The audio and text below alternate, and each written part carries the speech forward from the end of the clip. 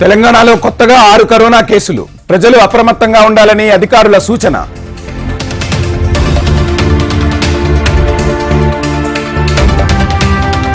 భారత్లో పెరుగుతున్న కరోనా కేసులు. దేశవ్యాప్తంగా 2311 కోవిడ్ యాక్టివ్ కేసులు.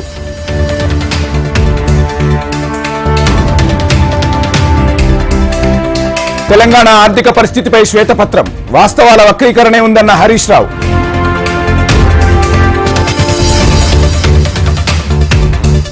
అసెంబ్లీలో ఎంఐఎం ఫ్లోర్ లీడర్ గా Akbaruddin Owaisi, CPI floor leader గా కోనంనేని సాంబశివరావు.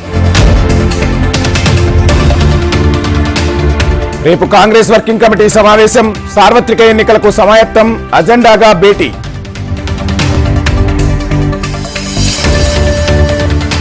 రేపు చింతూరులో సీఎం జగన్ పర్యటన. విద్యార్థులకు ల్యాప్టాప్ల పంపిణీ.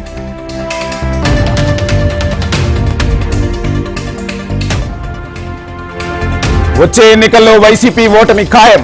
యువగలం ప్రజాగర్జనకు నాంది పలికిందన్న చంద్రబాబు.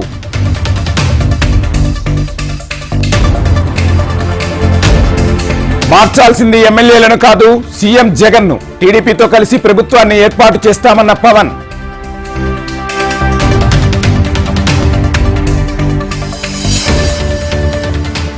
వైసీపీలో సీట్ల మార్పులొల్లి. హైకమాండ్ కు నేతల వినతులు.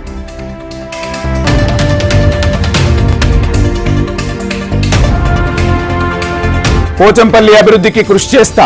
చేనేత కార్మికుల కృషి అభినందనీయమన్న ముర్ము.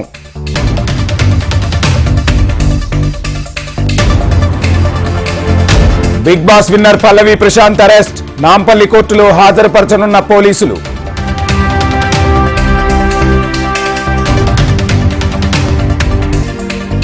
భద్రాద్రిలో గుప్త నిధుల పేరుతో భారీ మోసం. తిరువూరుకు చెందిన 6 అరెస్ట్.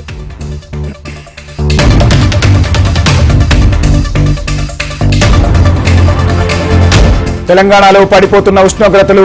బయటకు రావాలంటే జంకుతున్న జనాలు.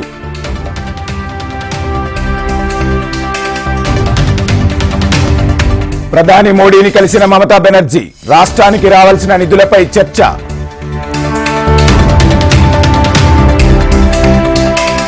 పార్లమెంట్లో కొనసాగుతున్న సస్పెన్షన్లు. మొత్తం 143కు పెరిగిన సంఖ్య. క్రిమినల్ చట్టాల సవరణకు లోక్సభ ఆమోదం. సత్వర న్యాయం కోసమే బిల్లులన్న కేంద్రం. విపాసన ధ్యానానికి కేజ్రీవాల్. ఈడీ విచారణకు హాజరు డౌటే.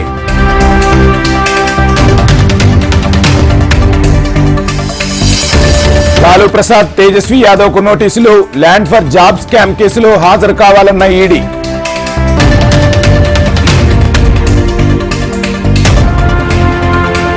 అయోధ్యకు ఎయిర్ ఇండియా విమానాలు. జనవరి 16 నుంచి రోజువారీ సేవలు.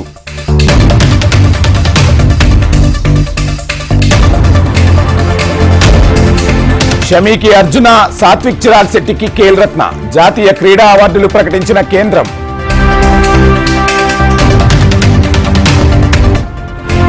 కొలరాడో సుప్రీంకోర్టు తీర్పుపై యుఎస్ మాజీ ప్రెసిడెంట్ స్పందన. అధ్యక్షుడు బైడెన్ కుట్రేనన్న డొనాల్డ్ ట్రంప్.